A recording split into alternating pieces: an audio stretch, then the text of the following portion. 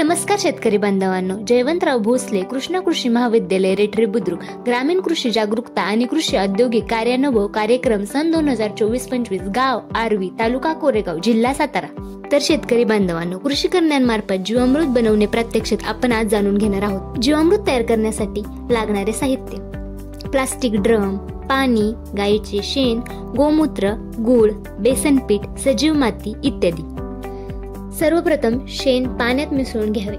शेण जमिनीची सुपीकता वाढवण्यास मदत करते।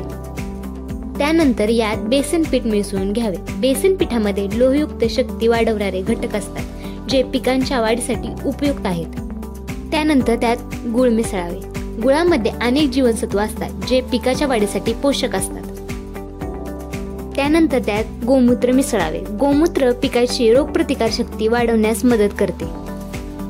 त्यानंतर त्यात सजीव माती मिसळून घ्यावे। सजीव माती या मिश्रणामध्ये विरजनाचे काम करते। आता एका काठीच्या साहाय्याने हे सर्व मिश्रण हळूहळू ढवळून घ्यावे।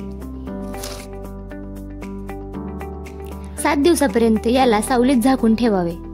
7 दिवसापर्यंत हे मिश्रण सकाळ संध्याकाळ 5 मिनिटे ढवळावे। 7 दिवसानंतर हे जीवामृत पिकास देण्यास तयार होते।